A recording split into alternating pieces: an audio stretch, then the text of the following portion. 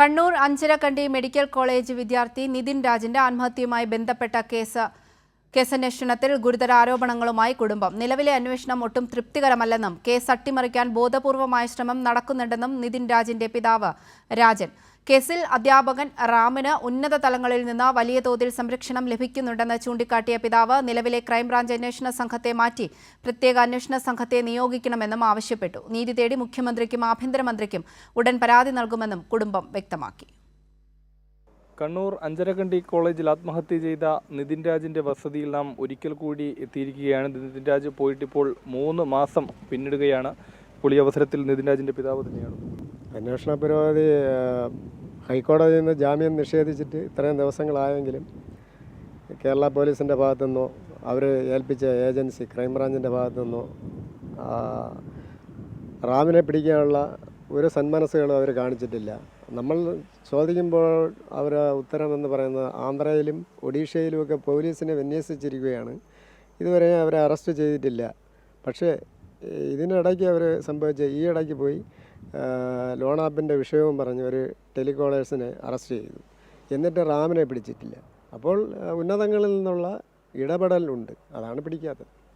ഈ അന്വേഷണം അട്ടിമറിക്കപ്പെടുന്നു എന്നുള്ളത് തന്നെയാണ്. അതെ, കൃത്യമായിട്ടും ഇതിൻ്റെ റൂട്ടെന്ന് പറയുമ്പോൾ ആദ്യം തൊട്ട് ഇത് അന്വേഷണം അട്ടിമറിക്കുകയാണ് ചെയ്തത്. കാരണം സിറ്റി പോലീസ് കമ്മീഷണർ നിതിൻ രാജിൻ്റെ നേതൃത്വത്തിൽ ഈ കേസ് പിന്നെ ആദ്യം അവർ കൊലപാതകം എന്ന് പറയുന്ന ഈ കേസിന് അവർ ലോൺ ആപ്പിൻ്റെ പേരിൽ ഒരു ആത്മഹത്യയാക്കി മാറ്റാനാണ് ഫസ്റ്റിൽ ശ്രമിച്ചത്. പക്ഷേ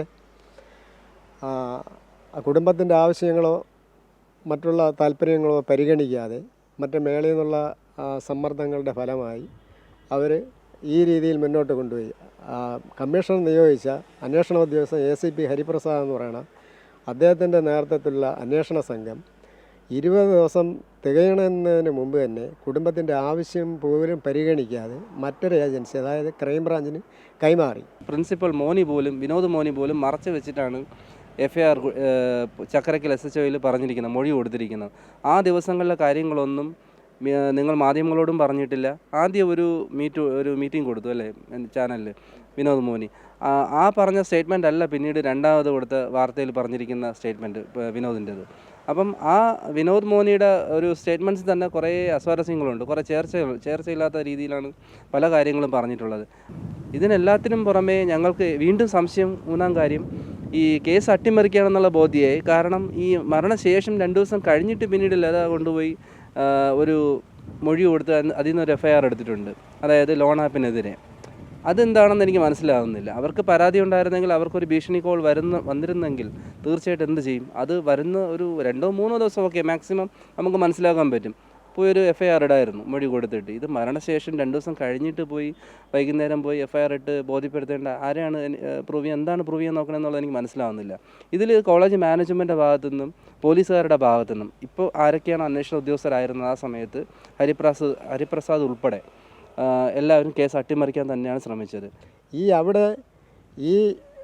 ഇവനെ വിളിച്ച് ക്വസ്റ്റ്യൻ ചെയ്ത അവരെല്ലാം ഇതിന് ഉത്തരവാദികളാണ്, മകൻ്റെ കൊലപാതകത്തിൽ ഉത്തരവാദികളാണ്, അവരെല്ലാം അറസ്റ്റ് ചെയ്യണം, അവർക്കെതിരെ ഞങ്ങൾ കേസ് കൊടുത്ത അതെല്ലാം അവർ അട്ടിമറിച്ചു. ഈ 3 മാസമായിട്ട് പോലും എൻ്റെ മകൻ്റെ താഴെ വീഴുന്നു, അവിടെ വീഴുന്നു കിടക്കുന്നു, അല്ലെ കൊണ്ടുപോകുന്നു, കോളേജിൽ നിന്ന് പുറത്തിറങ്ങുന്നു. ഇതിൻ്റെ ഒന്നും വിഷ്വൽസ് കുടുംബത്തിൻ്റെ ആവശ്യം പരിഗണിച്ച് ഇതുവരേക്കും കാണിച്ചിട്ടില്ല. റാമിനെ അറസ്റ്റ് ചെയ്ത് ചോദ്യം ചെയ്യാനുള്ള എല്ലാ വഴികളും ഉണ്ടല്ലോ, വിധിയിൽ തന്നെ പറയുന്നുണ്ട്. സ്വാഭാവികമായിട്ടും ജാമ്യം നിഷേധിച്ചു കഴിഞ്ഞാൽ തലശ്ശേരിയിൽ നിന്ന് ജാമ്യം നിഷേധിച്ചു. കേസ് അന്വേഷിക്കുന്ന ഉദ്യോഗസ്ഥർക്ക് തീർച്ചയായിട്ടും അറസ്റ്റ് ചെയ്യാം. അപ്പോഴും ചെയ്തിട്ടില്ല. അത് കഴിഞ്ഞ് പിന്നെ അവർക്ക് അടുത്ത സാവകാശങ്ങൾ ഒരുക്കി കൊടുക്കുകയാണ്. അടുത്ത വക്കീൽ വഴി അവർക്ക് ഹൈക്കോടതിയിലേക്ക് അടുത്ത ബെയിലിനെതിരെയുള്ള ബെയിൽ ആപ്ലിക്കേഷൻ കൊടുക്കാനുള്ള കാര്യങ്ങൾക്കും എല്ലാം ചെയ്യുമ്പോഴും വീണ്ടും അവർക്ക് അടുത്ത അവസരങ്ങൾ ഒരുക്കി കൊടുക്കുകയാണ് പ്രതികൾക്ക്. നടക്കുന്ന അന്വേഷണങ്ങളിൽ ഒരു കാരണവശാലും തൃപ്തിയല്ല എന്ന് തന്നെയാണ് കുടുംബം ആശങ്ക പങ്കുവയ്ക്കുന്നത്. മാത്രമല്ല, പുതിയ ഒരു അന്വേഷണ ഏജൻസി ഏറ്റെടുത്ത ഇക്കാര്യങ്ങളിൽ വ്യക്തത വരുത്തണം എന്ന ഒരു ആഗ്രഹം കൂടിയാണ് അവർ പങ്കുവയ്ക്കുന്നത്. നിതിൻ രാജിന്റെ വസതിയിൽ നിന്നും ക്യാമറാമാൻ രമേശ് നെയ്യാറ്റിൻകരയ്ക്കൊപ്പം നൗഫൽ മുഹമ്മദ്, കൈരളി ന്യൂസ്.